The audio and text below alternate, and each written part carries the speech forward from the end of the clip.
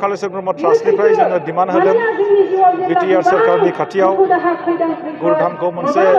international religious tourist spot खालामनांगौ होननानै आरो जोंनि मिथिनायाव जे दानि जे बिटिआर सरकार प्रमद बर'नि दैदेननायाव बिथाङा इनिशिएटिभ लाबाय जों मिथिनो मोननायाव बिथाङा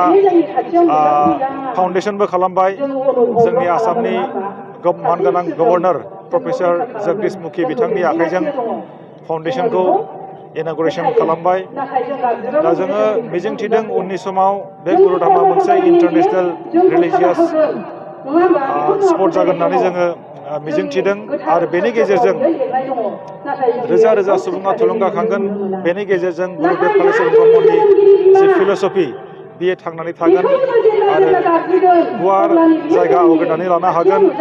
जोङो बुंनांगोन गुरुदेव कालिचरण ब्रह्मआ सासे धोरोम गुरुल' नङा गुरुदेव कालिचरण ब्रह्मआ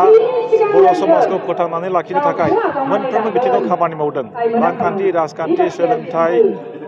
मोनफ्रोमबो बिथिङाव खामानि मावदों दा बेनिखायनो गुरुदेव कालिचरण ब्रह्मनि जि फिल'सफि बेखौ फोथांनानै लाखिनांगौआ जोंनि बिबान आरो बिथांनि फिल'सफिया थांनानै थानांगौ दिनै जायखिजाया राजखान्थि दोलोनि दैदेनगिरिफोर बा सोरखारनि दैदेनगिरिफोर बिथांमोनखौ आं खावलायगोन गुरुदेव कालिचरण ब्रह्मनि जि लिडारशिप स्टाइल बे लिडारशिप स्टाइलखौ बिथांमोनहा फल' खालामनांगौ आरो गुरुदेव कालिचरण ब्रह्मआ जेरै जाय स्टाइलखौ लानानै खामानि मावलांदोंमोन जाय क्वालिटिखौ लानानै जाय आदर्शखौ लानानै खामानि मावलांदोंमोन थिग बेबायदिनो दानि दैदेनगिरिफ्राबो खामानि मावनांगौ बेखौ आं लुबैदों गोबाव समनिफ्रायनो आङो ढेकियाजुलि बे जायगाखौ खोनादोंमोन दिनै आङो फैबाय मोनसे गिदिर थांखि लानानै नैबे ढेकियाजुलि जायगायाव सेनं बालाबारि गामिनि बे ब्रह्म जयगालयआव मोनसे गिदिर थांखिजों हाबाफारि खुंदों आङो फैनो मोननानै जोबोरै गोजोननाय मोनदों गोबाव समनिफ्राय आङो फैनो सानदोंमोन फैनो हायाखै दिनै आं नुफैबाय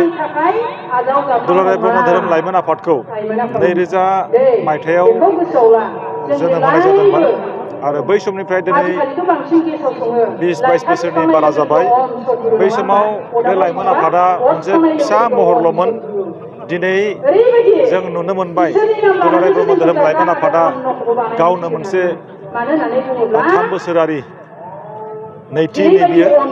बे हाबाफारिखौ खुंनो हादों बेयो जोबोरै देरगाथाव थारमाने लाइमोन आफादा बै समाव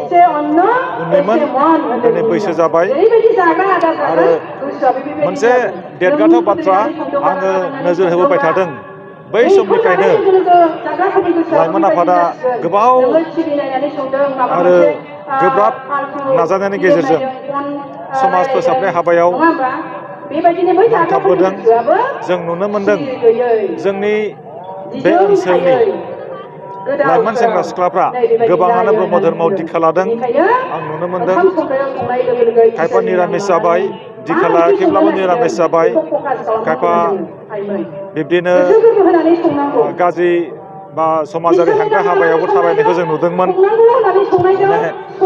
गाहाय थांखि मेन ट्रेक बेनिफ्राय एसे आन्दायलांदोंमोन नाथाय ब्रह्म धोरोमाव दीक्षा लाखांनानै बै लाइमोन सेंग्रा सिख्लाफ्रा गाहाय थांखियाव फैफिनबाय समाजारि हेंथा हाबा मावनायफोरखौ नागारनो हमबाय जों नुनो मोन्दोंमोन बैसागु दमासि बा जानुवारि 1 अक्ट'फोराव जोंनि लाइमोन सेंग्रा सिख्लाफ्रा जायै लोङै गावनि महरखौनो बावनाय जायै लोङै रंजानानै गाव सोर बेखौ सिनायनो बावनाय जायै लोङै गाव मा मावनांगौ बेखौ बावलांनाय बेखौ जों नुनो मोन्दोंमोन जोंनि समाजाव बिराद मोनसे गुबुंले थासारि फैदोंमोन दिनै जों नुबाय सेंग्रा सिख्लाफ्रा बा उन्दै उन्दै गथ'फ्रानो गुफुर ड्रेस गाननानै धोरोमनि फोथाराव नुजाफैदों धोरोमनि लामाजों गावखौ सिनायनो नाजादों धोरोमनि लामाजों समाजाव सासे बैसोगोरा सुबुं जानो नाजादों धोरोमनि लामाजों बियो थांनानै थानो नाजादों बे जोबोरै मोनसे